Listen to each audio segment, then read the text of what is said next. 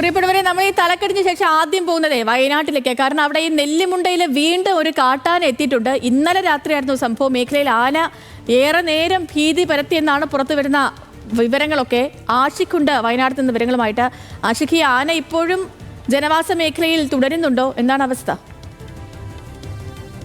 സേതു, നിലവിൽ ജനവാസ മേഖലയിൽ നിന്ന് മാറിയിട്ടുണ്ട്. നമ്മൾ ഇതന്നെ ഇത്തരത്തിൽ പല വാർത്തകളും റിപ്പോർട്ട് ചെയ്തിട്ടുള്ളതാണ്. മേപ്പാടി പുഴമൂലയാണെങ്കിലും നെല്ലിമുണ്ടയാണെങ്കിലും ഇത്തരത്തിൽ കാട്ടാന വലിയ രീതിയിൽ ഈ സമയം ഈ ജനവാസ മേഖലയ്ക്ക് സമീപമായി എത്തുന്നുണ്ട്. തുടർന്നാണ് ഇന്നലെ രാത്രിയും എത്തിയത്. നെല്ലിമുണ്ട ജനവാസ മേഖല സമീപം വീടിന് സമീപം കൃഷിത്തോട്ടത്തിലെത്തി ആക്രോശിക്കുന്ന ദൃശ്യങ്ങളാണ് നമുക്കിപ്പോൾ പുറത്ത് വന്നിട്ടുള്ളത്. എന്തായാലും ഇത് കഴിഞ്ഞ ദിവസങ്ങളിലെല്ലാം ഈ പ്രദേശങ്ങളിൽ കാട്ടാന എത്തുകയും കൃഷിയടക്കം നശിപ്പിക്കുന്ന ഒരു സാഹചര്യം ഉണ്ടായിരുന്നു. തുടർന്നാണ് ഇന്നലെയും എത്തിയത്. തുടർന്ന് ആളുകൾ ടോർച്ചടക്കം കത്തിച്ച് വലിയ ബഹളം ഉണ്ടാക്കിയതിനെ തുടർന്നാണ് ആ പ്രദേശത്ത് നിന്ന് ആന പോയിട്ടുള്ളത്. പക്ഷേ എല്ലാ ദിവസവും പറയുന്ന പോലെ തന്നെ സ്ഥിരമായി എല്ലാ ദിവസവും ഇത്തരത്തിൽ ആനകൾ എത്തുന്നു. അത് ഭീതി പടർത്തി കൃഷിയടക്കം നശിപ്പിച്ച് തിരിച്ചു പോകുന്ന ഒരു കാഴ്ചയാണുള്ളത്. വനവകുപ്പിനും പലപ്പോഴും ഇത് പ്രതിരോധിക്കാൻ കഴിയുന്നില്ല. കാരണം സ്ഥിരമായി ആവശ്യപ്പെടുന്നതാണ് ഫെൻസിംഗ് അടക്കം വേണമുള്ളത്. അത് നടപ്പാക്കുന്നതിനാലാണ് ഇത്തരത്തിൽ എല്ലാ ദിവസവും കാട്ടാന എത്തുകയും കൃഷി നശിപ്പിക്കുകയും പ്രധാനപ്പെട്ടത് വീടുകൾക്ക് സമീപം പോലും കാട്ടാന എത്തി എന്ന ഒരു സാഹചര്യമുണ്ട്. പലപ്പോഴും നമ്മൾ പാലക്കാട് അടക്കം രാത്രിയിൽ മൂത്രം വയ്ക്കാൻ പോയ സമയത്ത് കാട്ടാനാക്രമണത്തിൽ ഒരാൾ കൊല്ലപ്പെടുന്ന ഒരു വാർത്ത നമ്മൾ കണ്ടിരുന്നു.